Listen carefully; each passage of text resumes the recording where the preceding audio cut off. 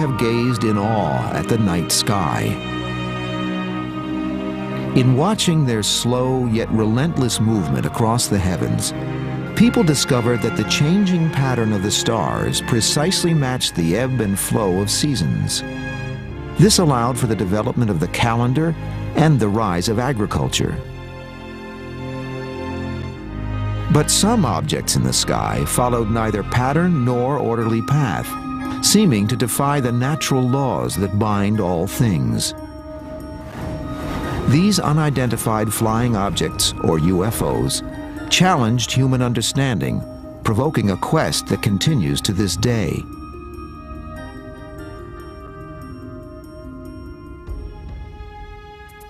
You'd have to say that UFO evidence goes back as far as man has left any records at all, because even in ancient cave art 20,000 years ago or so in France and Spain, there are objects, drawings that look like modern flying saucers.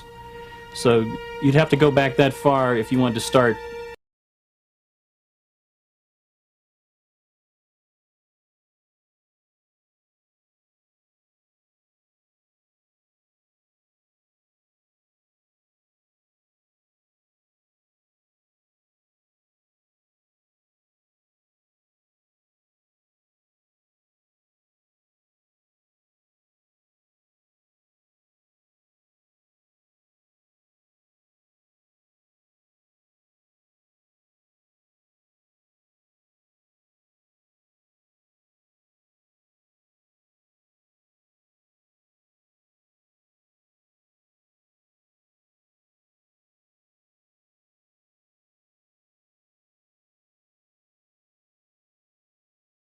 Records in which people describe different kinds of flying objects which they have seen.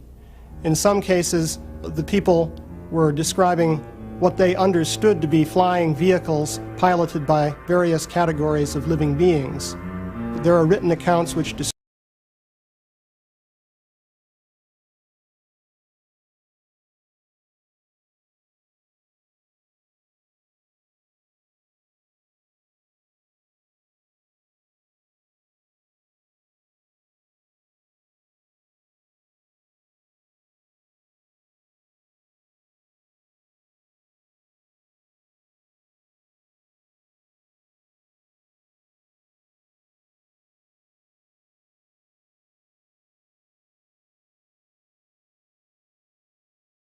an alien in a space helmet. Is it a diving helmet, or is it just a decorative piece of work from a science fiction writer of several thousand years ago? So the further back you go, the harder it is to interpret. Despite increasing public support for the notion that UFOs may have been visiting the Earth since the dawn of history, the scientific community is overwhelmingly skeptical about the subject. Ancient people saw weird things in the sky, and they were convinced that these were symbols of God's intentions. Their lives were controlled by the gods. And in every case that I am aware of, there is an alternate explanation. It could have been a meteor, which they didn't understand. It could have been some ball lightning. It could have been any kind of thing that was just totally unknown to primitive man, and so they always interpret these things in terms of supernatural. Despite scientific skepticism, the annals of human affairs contain many curious examples of strange objects seen in the sky. One of the earliest written records of an encounter with a UFO comes from Egypt, more than 3,500 years ago.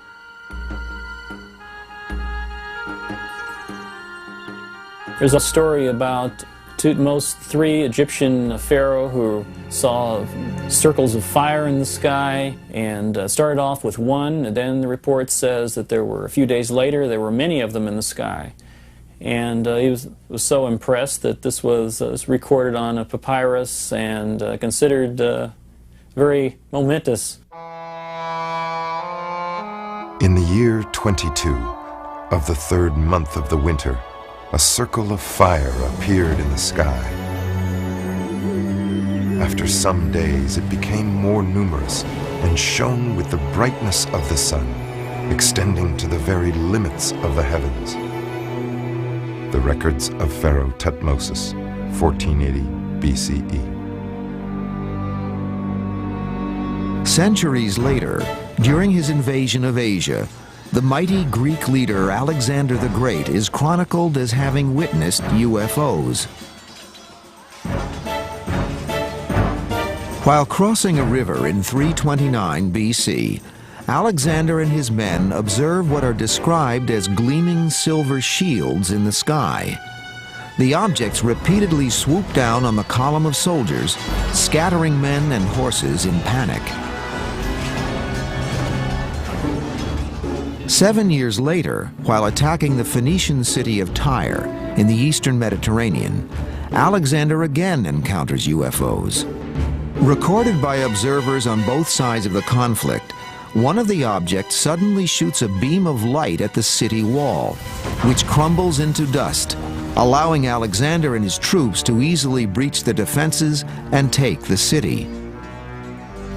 The passage of centuries leaves us with little proof of whether the events really took place, or were merely the products of fertile and imaginative minds.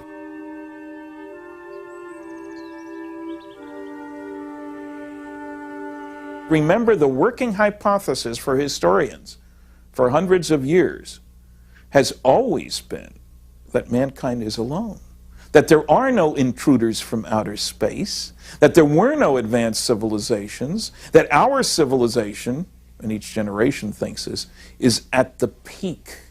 We're it. Well, unless you throw out those assumptions, there's no way you're going to get at the truth of these old accounts. Many of the accounts are mystifying indeed. Medieval Europe was the scene of a mysterious incident in 1463 when a strange slab-like object reportedly appeared in the sky. Surrounded by flames and a bright light, it glided eerily above the landscape. This drawing was made by Hermann Schaden, a witness to the event. A century later, another witness recorded this unearthly occurrence above the skies of Nuremberg, Germany. On the morning of April 14, 1561, huge round cylinders were said to have appeared above the city. Smaller circular objects emerged from them, appearing to engage in battle with one another. 5 years later, a similar display was reported above Basel, Switzerland. This time, many of the objects attacked one another, were consumed by fire, and then vanished without trace. Once again, the encounter was documented by a local witness. By the early 19th century, the world seemed to be resonating to the mysterious presence of unidentified flying objects. Countless theories were proposed as to what they were and where they came from. A lot of the ancient stories about UFOs are really stories about angels and leprechauns and things of that sort, which existed in the mythology of the time. They're, I think, a product of the very powerful fantasy ability of the mind. After all, everyone dreams. The subject of UFOs is a sensitive one, with supporters on opposing sides of an ongoing debate. We have today an enormous body of evidence of people seeing consistently reported beings in terms of their shape, their size, little details that indicate a phenomenon is going on where those beings are associated with spacecraft, flying saucers, call them what you want. So I think as an explanation, oh, people are just seeing the same leprechauns that they saw before, is a foolish explanation. Maybe the people back then were seeing the same little gray guys that are coming here now. For centuries, scholars have grappled with the question of what UFOs may be, the possible identity of their occupants, and where they may have come from. Unfortunately, answers are hard to find.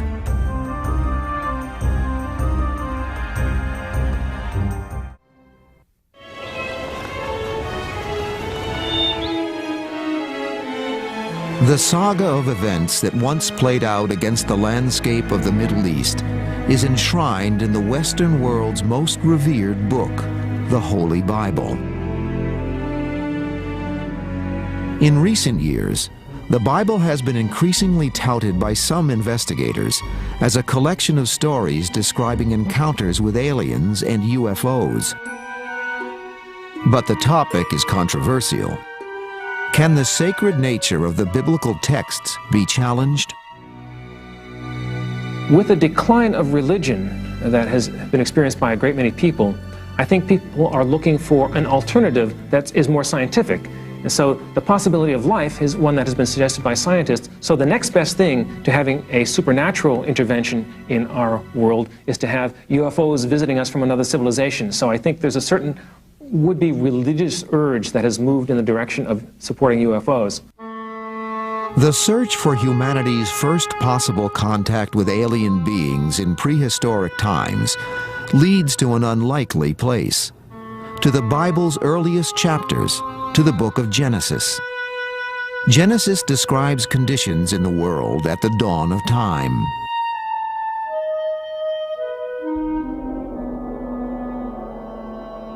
There were giants in the earth in those days, and also after that, when the sons of God came in unto the daughters of men, and they bore children to them. Genesis 6:4. Exactly who were the giants in the earth and the sons of God mentioned in the text? While most English Bibles use the word giants, the original Hebrew word is Nephilim. One translation of the word Nephilim is the men who came down, or those who came down, meaning those who came down from the sky. So it may not mean necessarily that they're physical giants. They could just be something like great heroes that came down from the sky and produced a hybrid race. For many investigators hoping to unlock the mystery of UFOs in the ancient world, the Bible contains other intriguing clues. The Bible is full of UFO references that can be interpreted as such, and they were very well recorded. One of the best examples of classic UFO story is the story of Moses. 3,500 years ago, an epic period in biblical history begins when Israelite slaves are finally released from bondage in Egypt. Under the leadership of Moses, they begin a 40-year trek through the wilderness, en route to the Promised Land. But according to the Bible, something very mysterious guides the multitude through the barren desert.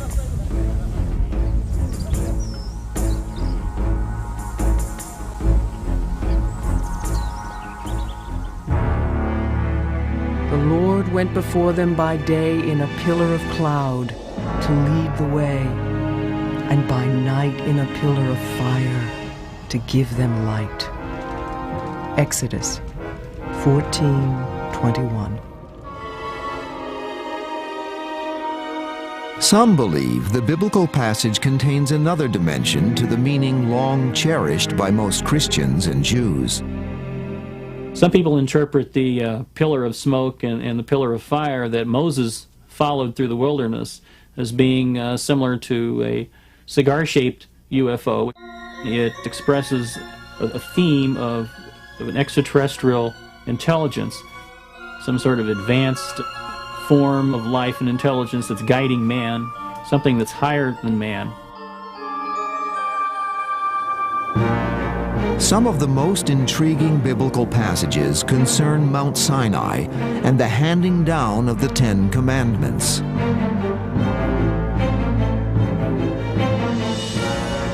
Mount Sinai was covered in smoke because the Lord descended upon it in fire, and the smoke ascended as the smoke in a furnace, and the whole mountain quaked loudly. And when the voice of the trumpet sounded and waxed louder, Moses spake, and God answered. Exodus 19:18. When Moses returns with the 10 Commandments after his encounter with God or Jehovah on Mount Sinai, his skin mysteriously shines with an unearthly glow. His hair has turned snow white. The story of Moses has been tied in with an extraterrestrial encounter. His hair was turned white, which some have linked with the possibility of radiation exposure and so forth. It's easy to see how this could be regarded as a classic UFO encounter. The notion that the Israelites may have been led to the Promised Land by some form of extraterrestrial entity has attracted many adherents in the last few decades. But understandably, scientists and religious leaders fiercely challenge the idea. We're dealing very much with an interpretation, and we're dealing with an issue that I think has potential for being highly controversial, because after all, if you say that Jehovah is an ET, then that changes the basis of Judaism and Christianity in a very fundamental way. But it is a question of interpretation. It's so easy to speculate. You can look at almost any story and find something that could have been signs of an extraterrestrial. But what you have to do, if you want to have such an incredible explanation, you have to have very strong proof. Otherwise, you're just gullible. Hints at possible biblical connections with extraterrestrials or UFOs are not confined to the book of Exodus. In the second book of Kings, there is the intriguing story of the prophet Elijah, who lived around 900 years before the time of Jesus. While Elijah crosses the river Jordan with his son Elisha, a strange airborne craft appears.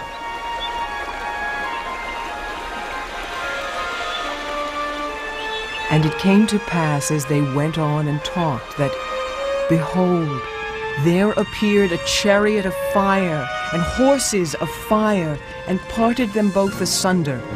And Elijah went up by a whirlwind unto heaven. And Elisha saw it and cried, and saw his father no more. 2 Kings 2:11. In all ancient cultures, you will have descriptions of flying chariots of different kinds. For example, a chariot drawn by horses that flies through the sky and so on. In many cases, people today will interpret these as UFOs, that is, some kind of vehicle that flies under its own power. Just over 3 centuries after Elijah's ascent into heaven in a chariot of fire, another strange incident occurs. This time it concerns the Hebrew prophet Ezekiel. He is believed by some to have encountered alien spaceships on at least 4 separate occasions. In one account, he describes a clearly mechanical device under the control of human-like figures.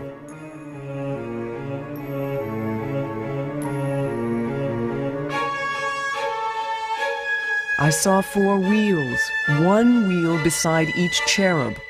In appearance, they were like sparkling topaz, and all 4 were alike, like a wheel within a wheel.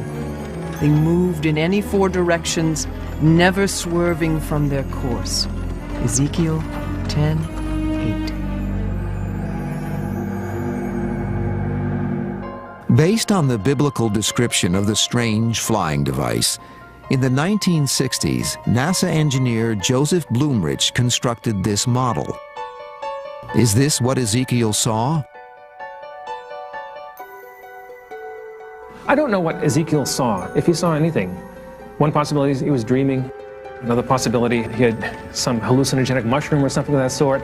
Another possibility is that he met another tribe that might have had torches and masks that were very frightening to him, and he just saw something otherworldly that he couldn't explain, and so he made up this story that explained it as best as he could with the terms that he understood in his time.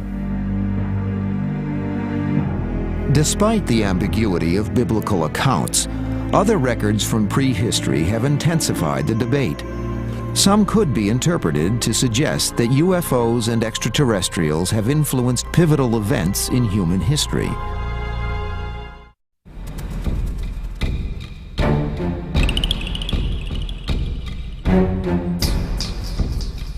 Artifacts discovered throughout the Near East speak of a time when humanity's ancestors came to Earth from the heavens. Hundreds of clay tablets and cylinder seals depict human-like beings with wings, linking them with the sky, and always conspicuous, the stars.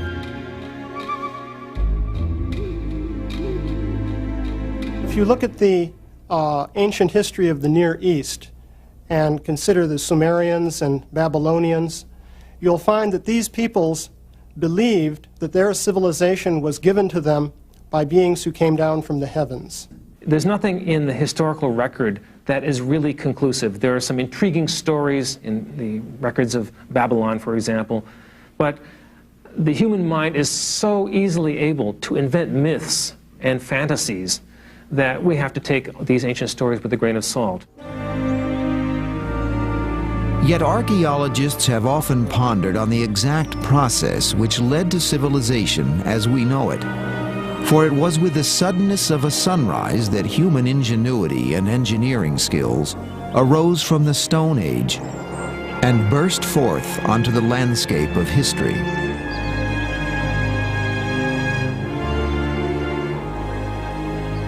The Sphinx and the Great Pyramid at Giza are two of the greatest enigmas of all time. The exact dates of their construction are still cause for debate. How these ancient people developed the technology to build the Great Pyramid with a discipline and precision still unmatched today is unknown. The Great Pyramid of Egypt stands more than 450 feet tall. It weighs more than 6 million tons. And it has a footprint in excess of 13 acres. It's perfectly aligned to true north, south, east, and west.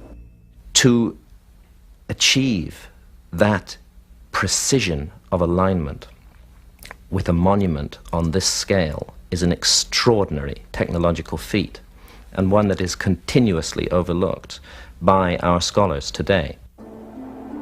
Suddenly, out of nowhere, this extraordinary monument, a high-tech achievement by any standards, just appears on the desert. This is a great mystery, totally unexplained by conventional history, and one that requires us to use our minds and our imagination and intelligence to try to work out what on earth is going on here and what it says about the origins of human civilization, of the origins of our society, and our view of the past and where we came from. My sense is that we're missing a huge part of the human story. I think it's possible, indeed probable, that we are a species with amnesia, that we've lost the record of our story going back thousands of years before so-called history began. And I think if we could go back into that dark epoch, we would discover many astounding things about ourselves.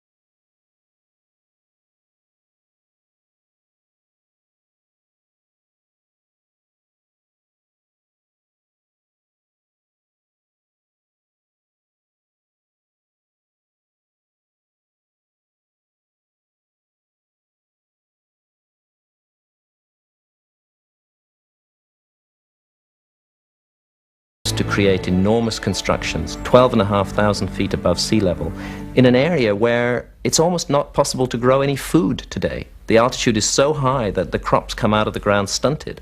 And yet again, we're asked to believe that this was done with massive labor forces hauling on ropes, pulling these blocks along. It defies belief to imagine that this was how it was done. You could not support ever a large labor force at that altitude. Whether we like it or not, we're looking at the evidence of a technology, and one that we don't understand. Like the Giza site, the site of Tiwanaku also incorporates extremely precise astronomical alignments.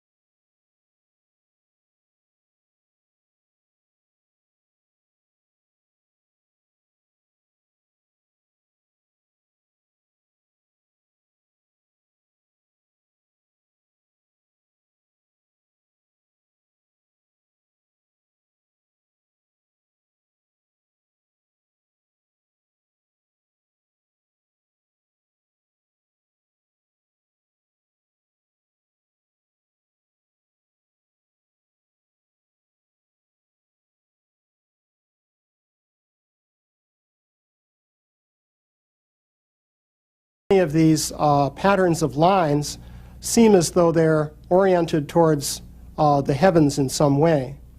We really don't know what they were for, or or how they were interpreted by the people who made them. I think that this may be one explanation, that the Nazcans were projecting these into the sky and using them for religious and ceremonial purposes. But the Nazca lines really do constitute a mystery. No one really knows what they were for. Like so much of the ancient world, Nazca broods silently, its secrets lost in time.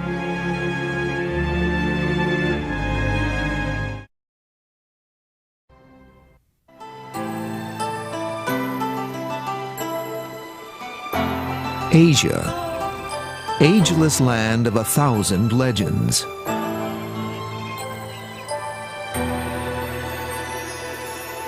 It is also a continent of intriguing riddles. During the 1920s, while exploring northern China, famous Russian artist Nicholas Roerich wrote of a remarkable incident in the Himalayas.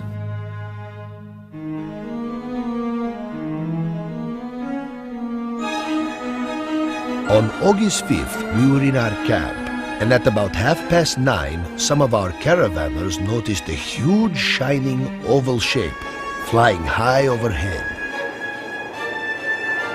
It came from the north at great speed, crossing our camp before disappearing into the clear blue sky. It had a bright, luminous surface, brilliant in the sun. Nicholas Roerich, Travel Diary, 1926.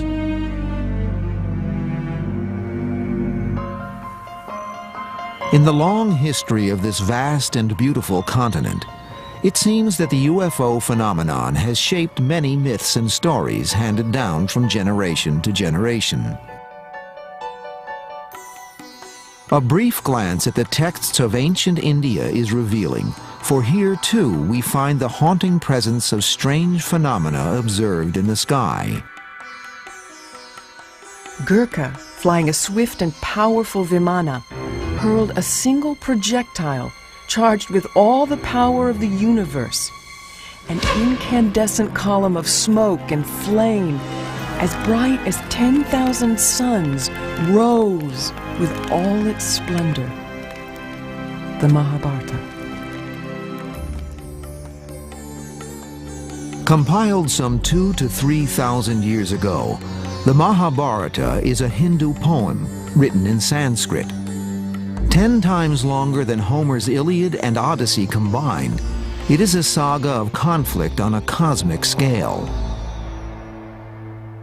The plot of the Mahabharata, which is the great epic of ancient India, has to do with an invasion of the earth by negative extraterrestrial forces. Basically, the idea was that governments of the Earth were taken over by beings coming from other planets who had the desire to control and exploit the situation for their own personal benefit. The story goes on to describe how godly forces intervened, and finally there was a great battle here on the Earth in which the issue was resolved and the negative forces were repelled. Another epic poem, the Ramayana, was written more than 2,000 years ago. It too tells of conflict and conflagration in India's distant past. The Vimana was a weapon so powerful that it could destroy the earth in an instant. It made a great soaring sound in smoke and flames, and on it sits death, the Ramayana. Prominently featured in all these stories are strange flying devices referred to as Vimanas. Could they have been UFOs?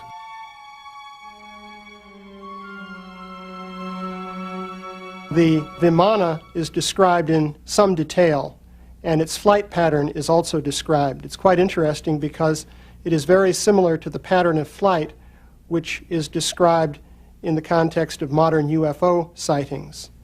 For example, the Vimana would move in a very abrupt zigzag fashion. It would sometimes disappear from sight.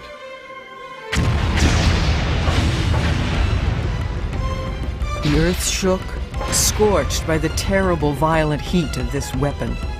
Elephants burst into flame and ran to and fro in frenzy. Over a vast area, other animals crumpled to the ground and died.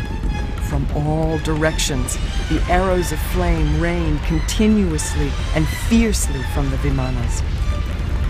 The Mahabharata.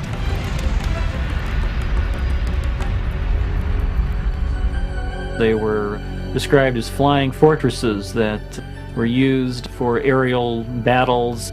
They also attacked people on the ground. They sent out missiles, according to these translations, interpretations. Sort of like a modern UFO report, except war was taking place. Could great aerial battles have been possible more than 2,000 years ago? Compelling though the stories may be, the debate continues over whether they were fact or fantasy. I think the ancient Hindu descriptions of flying machines are probably fantasies, sort of like the Buck Rogers myths of flying rocket ships long before they really existed. The easy way out? It's mythology, old science fiction, if you will. The realistic way is to say that those people were describing things that they didn't understand, but that were real. What we need is an open-minded effort to look at these things from the viewpoint of modern technology, possibly admitting that even we can't do some of the things that are described.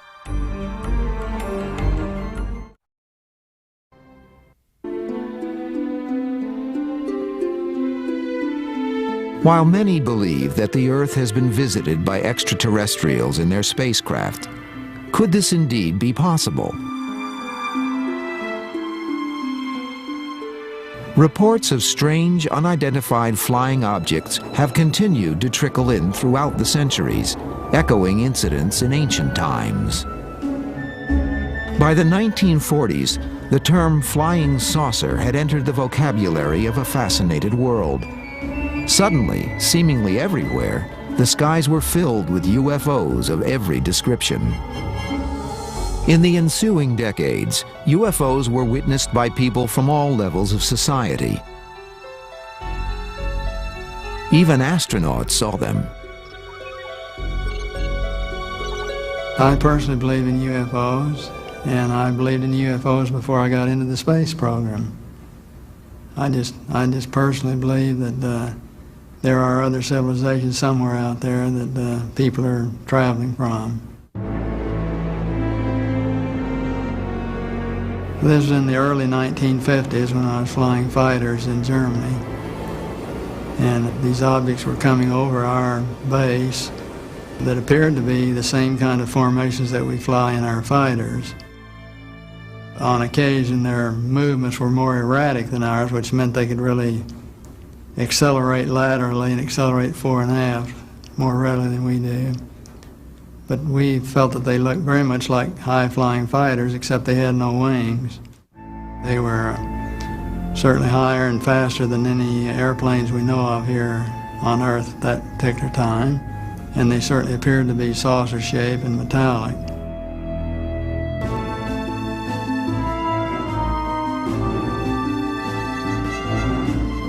Why are UFOs so seemingly secretive and elusive?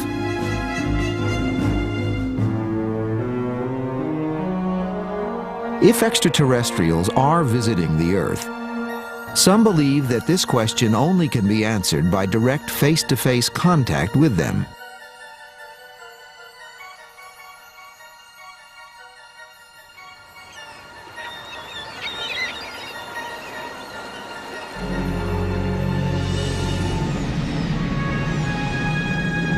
In 1977, NASA sent 2 robotic Voyager spacecraft on an ambitious exploratory tour to Jupiter, Saturn, Uranus, and Neptune, the 4 giant outer planets. Their epic journey took 12 years to complete, but they acquired more scientific data about our solar system than had been learned in the previous 5 centuries. Could this be the UFO's mission to planet Earth? To explore our world on behalf of another technologically advanced civilization somewhere in the far-flung reaches of the cosmos?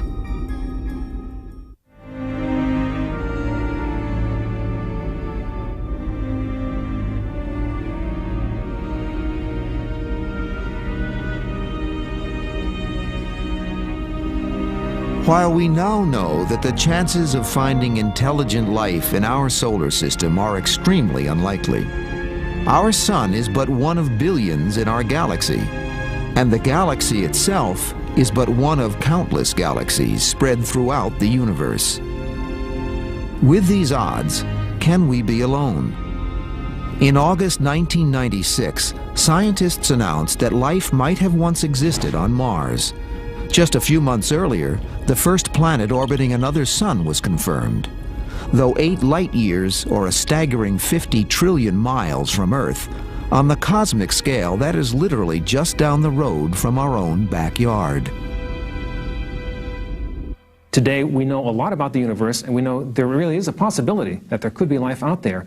But most of what you hear about it is nonsense, because people accept the most bizarre stories without proof. And there are many stories from all over the world of people seeing strange lights in the sky. Some of them are true. There are strange lights in the sky, but they usually have an explanation. There are all kinds of things going on around us, and the average person doesn't know about this, and they see something weird, and they say, wow, it must be extraterrestrial. So there's a tremendous amount of gullibility all over the world. We live on a planet revolving around a star in the middle of an unknown infinity of space. Isn't it arrogant and stupid to imagine that we're the only life in this enormous universe? If you take our ancient texts seriously, they all tell us that the universe was created as a home for life, that the universe is full of life.